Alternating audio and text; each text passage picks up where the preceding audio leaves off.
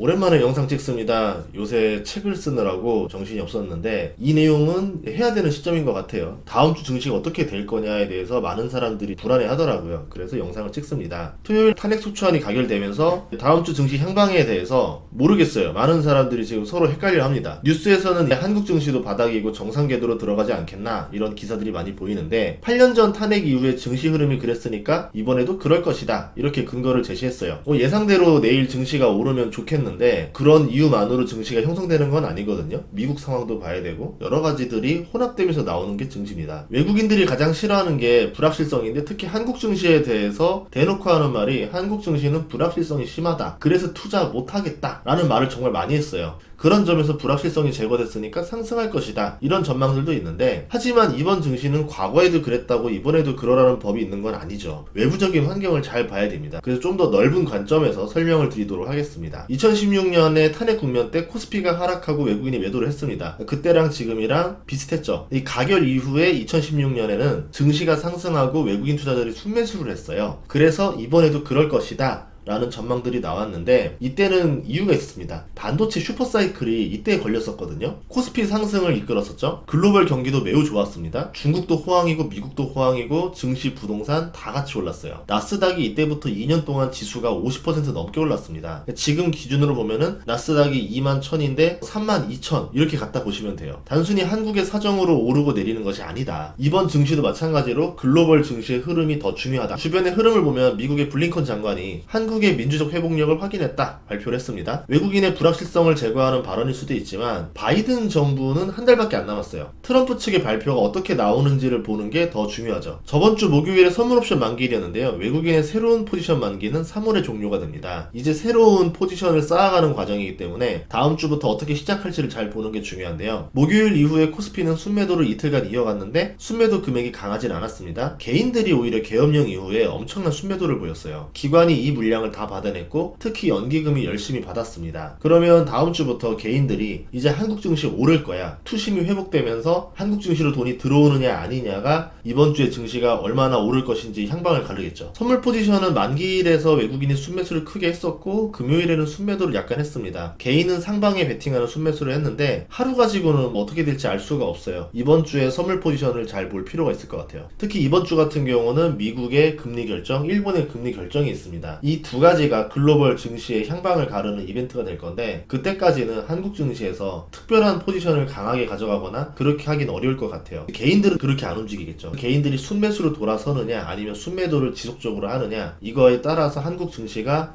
이번 주는 움직이지 않을까 이렇게 보고 있습니다. 지금 미국 증시가 많이 오른 거는 반도체고 반도체 중에 한 회사인 삼성전자를 보면은 외국인 기술주의 흐름을 엿볼 수가 있는데 외국인들은 삼성전자를 정말 진심으로 순매도하고 있습니다. 그래도 주가가 오른 거는 기관이 열심히 순매수를 하고 있기 때문에 주가가 이제 49,900원에서 반등을 쳤는데요. 외국인이 이렇게 계속 팔고 있는 거를 어디까지 받아줄 수 있을지 이거에 따라서 달라지겠죠. 아니면 외국인들이 이제 삼성전자를 살 때가 됐다 하면서 순매수로 돌아오는 그 순간이 있겠죠. 그때가 투자하기 정말 괜찮은 타이밍이라 보고 지금은 장담할 수 있는 타이밍은 아니다 이렇게 볼 수 있거든요. TSMC 창업자는 삼성이 기술적 난관에 봉착했다 말하는데 이거는 외부적인 요소로 지금 삼성전자가 움직이는 게 아니라 내부적인 요소에 문제가 있다. 이게 해결되는 거를 보고 투자를 해야 된다 이렇게 생각하는데 외국인들도 그렇게 생각할 거라 봐요. 그래서 증시가 상승한다 하더라도 삼성전자를 덥석 살 게 아니라 외국인이 정말 진심으로 순매수로 돌아서는 걸 보고 나서 접근하는 게 낫다. 한국 증시가 PER로 치면 지금 7.7배예요.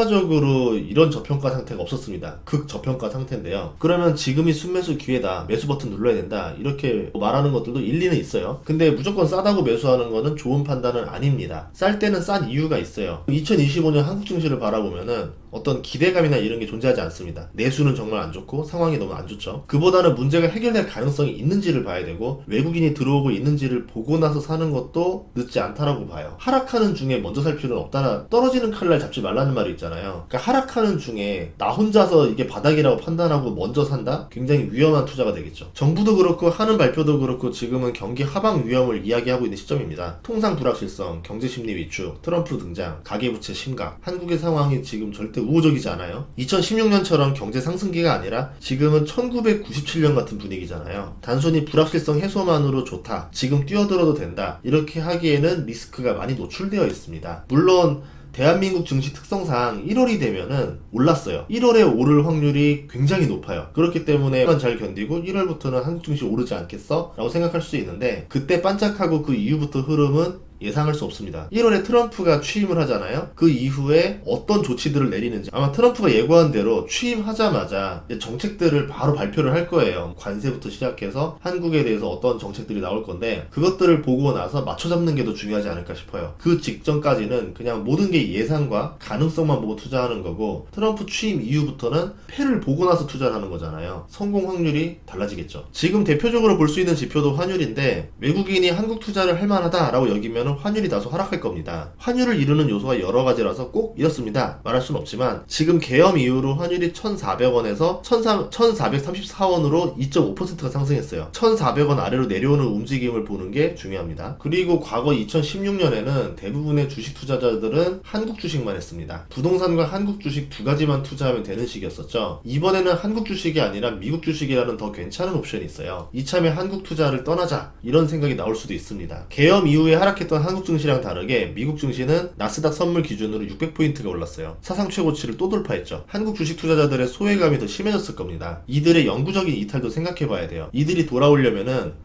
미국 주식보다 한국 주식 수익률이 더 높아야 됩니다. 그 전까지는 돌아오기 쉽지 않을 거예요. 그런데 한국 증시 상승의 희망인 밸류업도 빨간불이 켜졌습니다. 정책 드라이브가 같이 걸려야 순조롭게 진행될 밸류업에 기업들이 눈치를 보기 시작하겠죠. 순조롭게 진행될 리가 없어요. 밸류업의 황태자라 불리는 금융주들도 최근 추풍낙엽인데요. 10만원을 갔던 KB금융이 15% 내린 85,000원이 됐습니다. 기업은 정권의 눈치를 볼 수밖에 없어요. 앞날이 어떻게 될지 예측 불가능한 상황에서 기업의 고간을 풀어서 시장에 현금을 나눠줄 거냐, 아니면 고간의 현금을 지키면서 상황을 지켜볼 거냐, 저는 후자라고 보거든요. 이런 점들을 봤을 때 다음 주에 증시가 상승할 수도 있고 하겠지만, 긴 관점에서, 그리고 글로벌 관점에서 봤을 때는 이거는 일시적인 흐름인 거고, 진짜 흐름은 예상하기 쉽지 않을 거라 봅니다. 아마도 트럼프가 취임한 이후부터 방향성이 많이 잡힐 것 같은데, 그때 보고 나서 판단하는 것도 늦지 않겠다라는 생각을 합니다. 주식 투자에서는 사람들이 이제 잘못된 습관 중에 하나가 아주 저점에 잡아서 아주 고점에 파는, 그러니까 최상의 수익률을 내려고 해요. 근데 적당하게 사서 적당하게 비싼 가격에 파는 게 훨씬 더 중요하거든요. 그렇게 되면 굉장히 높은 확률로 성공할 수 있습니다. 극단적인 수익률을 다 맞출 거야. 그러지 않으면은 그 수익률이 돌아올 때까지 팔지 않고 버틸 거야. 욕심 때문에 자기 수익률을 망치는 경우가 많아요. 자신의 매매 습관이 어떤 점에서 문제가 있는지를 한번 점검해 보는 것도 중요하지 않을까 생각합니다. 다음 시간에도 좋은 정보를 찾아뵙겠습니다. 구독과 좋아요, 알림 설정 부탁드릴게요. 고맙습니다.